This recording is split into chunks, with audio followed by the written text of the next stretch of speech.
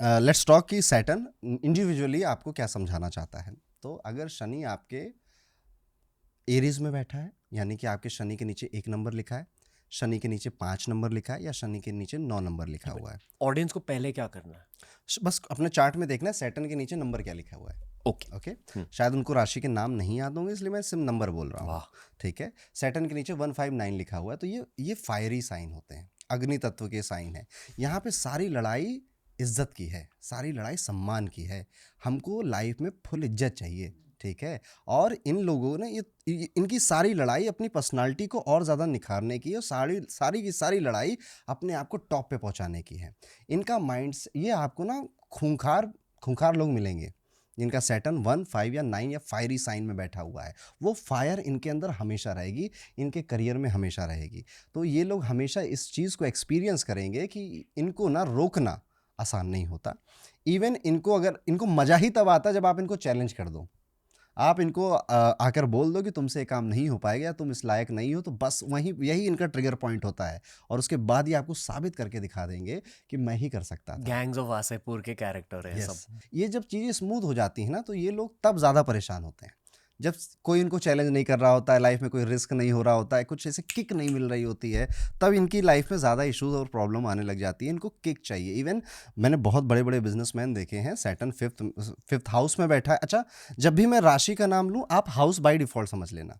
तो जिन लोगों के पास बर्थ टाइम नहीं है उनके लिए ईजी होगा। तो चाहे 5वें घर में बैठा हो या 5वीं राशि में बैठा हो, पहले घर में बैठा हो, पहली राशि में बैठा हो, 9वें घर में बैठा हो, 9वीं राशि में बैठा हो। ठीक है। तो आप सैटर्न के 2 पहलुओं को समझोगे, एक उसकी किस राशि में बैठा है और एक किस हाउस में बैठा है।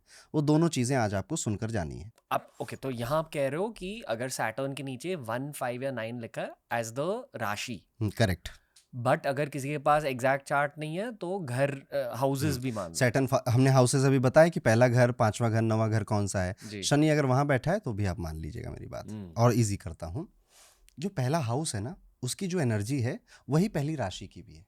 ओके ओके, ठीक है। समझा। तो सैटर्न चाहे यहाँ बैठे चाहे यहाँ बैठे, ठीक है, दोनों तरफ एक ही जैसा काम करने की कोशिश करता है। अब आप कहोगे अच्छा, पहले हाउस में लेट्स सपोज वो 6 नंबर की राशि में बैठ जाएगा, तो आप 6 नंबर वाली जब मैं बात बोलूंगा तो भी रिलेट करोगे। तो समझा। शनि 6 नंबर की बात भी सुननी है, शनि पहले घर में बैठा था 6 नंबर राशि लेकर, तो वो बात भी सुननी है।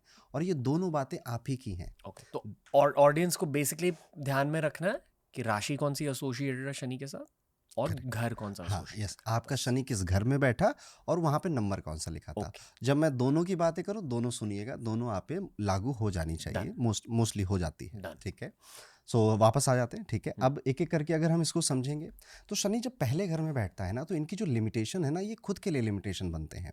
इनकी जो मेंटल कंडीशनिंग हुई होती है वो इस हिसाब से होती है कि इनको ऐसा लगता है कि I am not good enough. और ये अपने आप के सबसे बड़े क्रिटिक बन जाते हैं। अपने आप को ये कई सारी बातें ऐसी बोलते रहते हैं, जिसे कहते हैं सेल्फ डाउट में। ठीक है, मैं कर पाऊंगा, मैं नहीं कर पाऊंगा, क्या मैं कर पाऊंगा, ये रहता है। बहुत कम उम्र से कमाने लग जाते हैं और बहुत लंबी उम्र तक कमाते हैं, क्योंकि फर्स्ट राशि इज इनिशिएशन। जब आपका बर्थ हुआ, शुरुआत हुई, पहला घर आपका बर्थ हुआ, आपकी शुरुआत हुई, कर्म के देवता वहां बैठ गए थे, तो आपको कर्म ही करना है और कर्म करते चले जाना है। इन लोगों की लाइफ में आप अक्सर देखोगे ना कि कोई मदद करने नहीं आता है इनकी। और एक समय आता है इंसान के जीवन में जब वो बिल्कुल चुप हो जाता है। वो चीखना चाहता है, पुकारना चाहता है, मदद के लिए हाथ मांगना चाहता है, पर कोई आता नहीं है उसके लिए। लोग सलाह देने बहुत आते हैं, लेकिन अक्सर सलाह देने वाले जो हाथ होते हैं वो साथ नहीं दिया करते। ये शनि पहले घर की कहानी है, ये शनि इन एरीज की कहानी है। तो इनको ये समझ लेना चाहिए, बहुत कम उम्र से कोई नहीं आएगा। You are on your own self. और खुद इवन आपके शायद परिवार में भी कोई ना आए, शायद भाई भी ना आए, शायद बहन भी ना आए, शायद कोई गर्लफ्रेंड ना आए, कोई बॉयफ्रेंड ना आए, कोई पति, कोई हस्बैंड, कोई वाइफ नहीं आएगी। You are on your self. और आपके शायद ये लोग जो आसपास के लोग हैं, नॉट जस्ट योर फैमिली, आसपास के जो लोग हैं, शायद यही आपको और लिमिट करेंगे। This is your challenge in this life, और इस चैलेंज से आपको बाहर निकलना है। तो you are on your run, इसको एक्सेप्ट करना है, भागना नहीं है, ना रोना है, ना गिड़गिड़ाना है कि ऐसा क्यों बनाया मुझे, ऐसा क्यों दी मुझे लाइफ। यही आपकी सबसे बड़ी सुपर पावर भी है। ठीक है। साथ चलने वाले लोग बहुत कम मिलते हैं लाइफ में, और आपको शायद नहीं मिलेंगे। वैसे आपको इंदिरा गांधी याद करनी चाहिए। ठीक है। उनका जो कुंडली ऑनलाइन मिलती है, सैटर्न फर्स्ट हाउस में मिलता है उनका। बट क्या वो पॉलिटिशियंस के कुंडली सच रहते हैं क्या? मुझे लगता है, क्योंकि मुझे नहीं लगता कि शायद वो सच रहते होंगे, क्योंकि मैं जब एकता कपूर जी से मिला, कंगना रनौत से मिला और सुष्मिता सेन जी से बात करने का मौका मिला, अनुपम खेर जी से बात करने का मौका मिला ज्योतिष के चलते, तो भाई साहब बिल्कुल डिफरेंट कुंडली है, वही। टोटली डिफरेंट कुंडली है, and they know and they want कि लोग ऐसा ही समझें। हाँ, ठीक है, हाँ। तो कि हाँ मेरी वही कुंडली करते जाओ, ठीक है, हुँ। तो यस, मुझे ऑनलाइन पे यकीन नहीं होता, पर फिर भी मैं कहूँ जो ऑनलाइन फेमस कुंडली, इवन इंदिरा गांधी, महात्मा गांधी, राजीव गांधी, ये कुछ ऐसे चार्ट्स हैं, जब आप ज्योतिष की किताबें पढ़ते हो ना, सबसे ज़्यादा इन्हीं के एग्जाम्पल हैं। ठीक है, और अमिताभ बच्चन, ठीक है, सबसे ज़्यादा इन्हीं के एग्जाम्पल ज्योतिष की किताबों में दिए जाते हैं, सारे रूल्स इनकी किताबों में फॉलो हो जाते हैं। आई एम श्योर कि अमिताभ बच्चन के चार्ट में भी शनि का बहुत बड़ा रोल होगा। Very big, very big. लगन, डाउनफॉल और राइजिंग, हम्म कितना कुछ हुआ उनकी ज़िंदगी में। मैंने पॉडकास्ट में कहा था आपसे कि जो भी बड़े लोग हैं, बिलियनियर हो चाहे जो भी हो, आप कभी भी कहानी पढ़ना, सब जीरो पे गिरे हैं। हुँ। बात ऐसी है ना कि शनि शनि का नाम है कर्म फल दाता।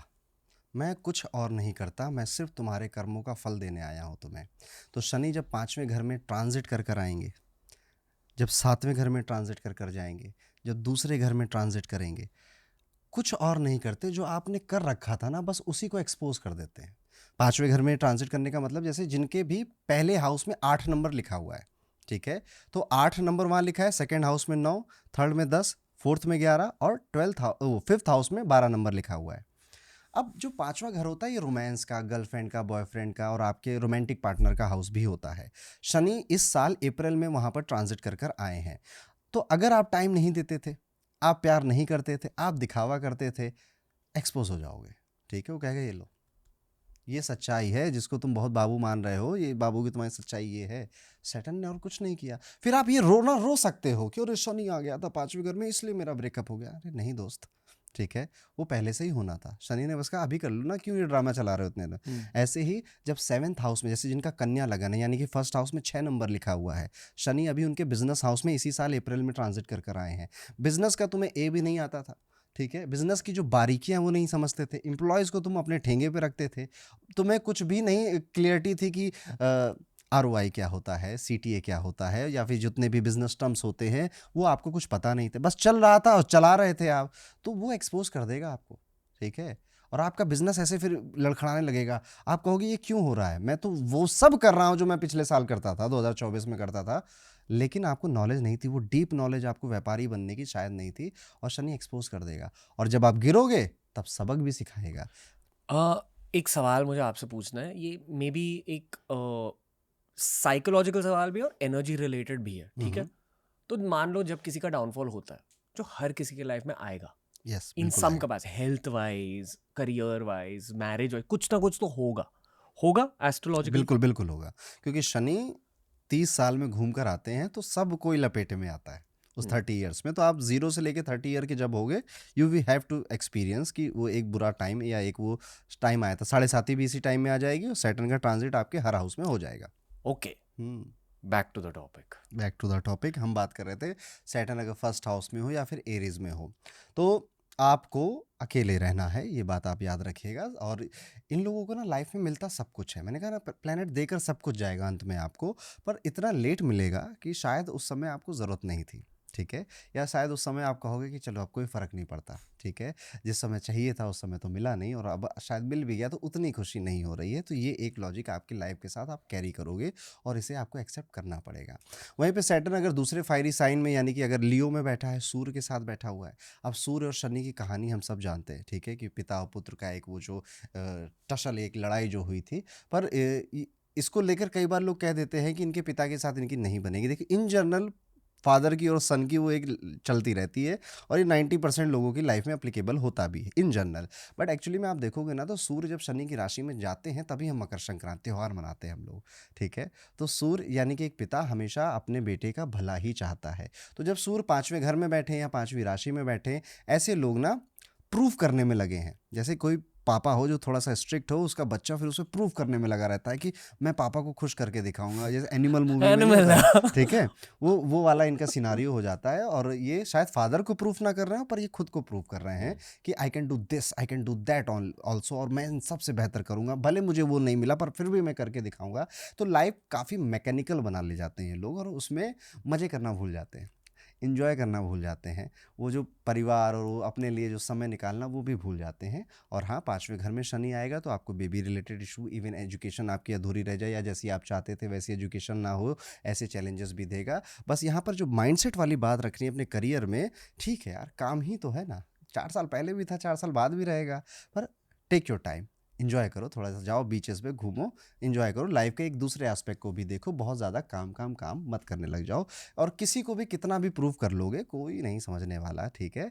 और इवेंचुअली ये एक गलती कर सकते हैं अपनी लाइफ में कि मुझे ना चाचा के बच्चों से या वो बुआ के लड़के से आगे बढ़ना है, या मुझे उससे आगे बढ़ना है।